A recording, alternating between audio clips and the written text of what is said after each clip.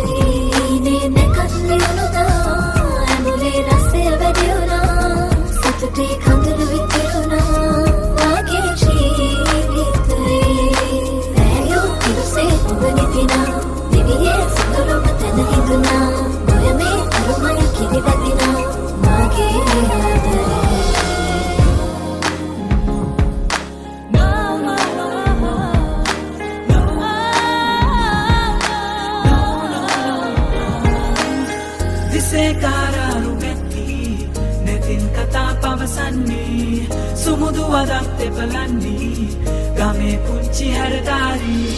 හිතේ